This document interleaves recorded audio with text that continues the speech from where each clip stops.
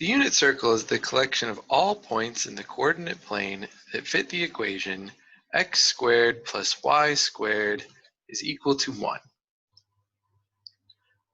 Now, this equation is the equation of a circle that is centered at the origin, being 0, 0, and has a radius of 1, and consists of infinitely many points. However, we are going to look at 16 common points that we're going to use throughout the remainder of the course. So when we find most pictures of the unit circle, they're going to have only these 16 points labeled because they are the ones that come up most frequently.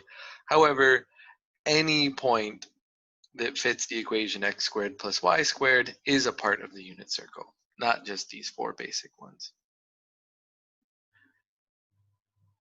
We're also going to look at the coordinate plane split up into 4 quadrants. So an angle of 0 is measured directly to the right, so that 0 degrees or 0 radians is going to lie along the x-axis. From there, if we measure a positive angle, that angle is going to rotate counterclockwise for positive angles, and negative angles would simply rotate backwards, so rotating clockwise. With that in mind, we're going to label the 4 quadrants 1, 2, 3, and 4, so that they start in the upper right, where a angle of 0 degrees would start, and then go around in a circle to label our 4 quadrants. 1, 2, 3, and 4.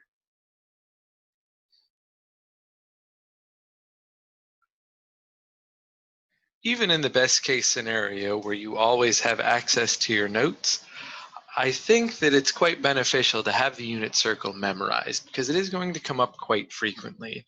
And the less time and less brain power that you need to spend trying to remember or look up what one of these sine or cosine values is off the unit circle, I just think that a problem in math is going to go quite a bit easier if you can just immediately know what that number is. So I'm going to go over some tips for how to commit these 16 points to memory.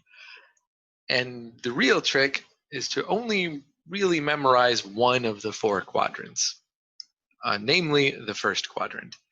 So it's going to be a matter of just trying to remember 3 points.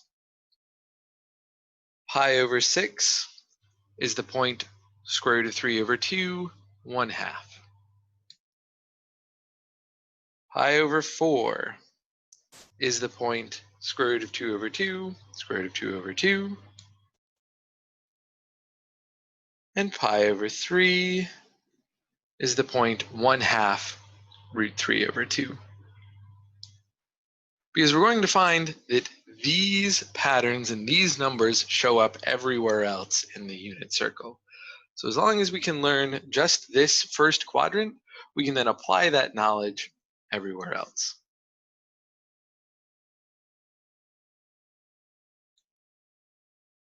In the first quadrant, both the x and the y values are positive because we're in the upper right quadrant of the coordinate plane. If we move to the second quadrant, we're now in the upper left quadrant of the coordinate plane. So y is still positive because we're in the upper half, but x is negative because we're in the left half. If we move down to the third quadrant, which is in the lower left quadrant of the coordinate plane, both x and y are negative. X still negative because we're on the left, and y negative because we're on the lower half of the coordinate plane. Then moving into the fourth quadrant, which is in the lower right part of the coordinate plane, we get that x is positive because we are on the right half of the coordinate plane, but y is negative because we're still on the bottom half of the coordinate plane.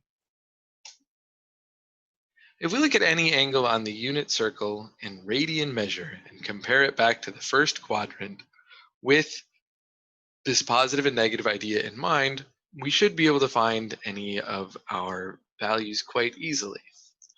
So if I want to look at pi over 6 and 5 pi over 6 as an example. Both of these are an over 6 class of radian angle, which means they both have the point root 3 over 2, comma 1/2. But 5 pi over 6 is in the second quadrant, where the x values are negative. So I just put a negative on the x value to get the point negative root 3 over 2, comma 1/2. I can repeat that process with the other two angles that fit the class of pi over 6, that being 7 pi over 6 in the third quadrant and 11 pi over 6 in the fourth quadrant, and see that I get that same point, root 3 over 2, 1/2, just with some negatives added on. In the third quadrant, both x and y are negative, so I get a negative on both values, whereas in the fourth quadrant, only the y value is negative, so I only have one negative I need to add. I see that same pattern show up with the class of angles that are over 3, being pi over 3 in the first quadrant, 2 pi over 3 in the second quadrant, 4 pi over 3 in the third quadrant, and 5 pi over 3 in the fourth quadrant. Each of those angles has the point 1/2 root 3 over 2, but depending on the quadrant, I may need to add a negative to either the x or the y value.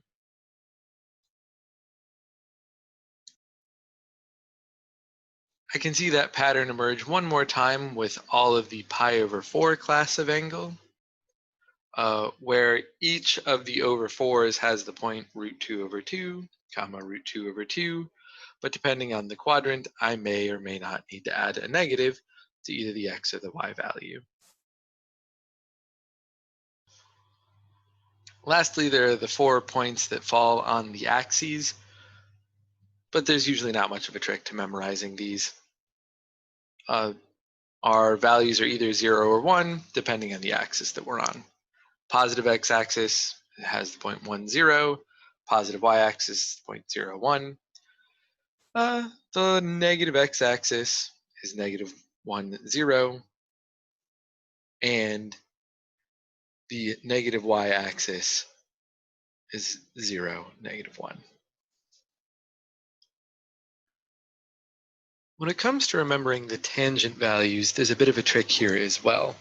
Now, tangent can always be calculated by taking y and dividing by x for any point that's on the unit circle. But oftentimes it'll be easier to have these memorized so that you can quickly access them if you need them. So I've gone over the first quadrant here on the right. And then we'll talk about how to apply that to the rest of the unit circle as well. Now those values are tangent of 0 is 0, tangent of pi over 6 is root 3 over 3, tangent of pi over 4 is 1, tangent of pi over 3 is square root 3, and then tangent of pi over 2 is undefined. Now 3 of these are pretty straightforward and easy. Usually tangent of 0 is 0, doesn't tend to be a problem. Tangent of pi over 2 is undefined because we'd get 1 over 0. So those two usually aren't so bad. All of the over 4s, particularly tangent pi over 4, comes out to just 1, since x and y are the same, also relatively easy to remember. So it tends to be just pi over 6 and pi over 3 that are a bit more difficult. But I think there's a relatively easy trick for these as well. So in tangent of pi over 6, I get the result as square root of 3 over 3. Now there are 2 3's in the solution to tangent of pi over 6, and 6 is 3 plus 3, which is also 2 3's. So in tangent of pi over 6, there are 2 3's in the answer and 2 3's in the angle. Whereas with tangent of pi over 3, the solution is just square root of 3. So 1 3 in the answer, 1 3 in the angle. From here, we can use the idea of reference angles and particular classes of angles to say that all of the tangent of something pi over 6 will come out to plus or minus root 3 over 3, and all the class of tangent something pi over 3 will come out to plus or minus square root 3.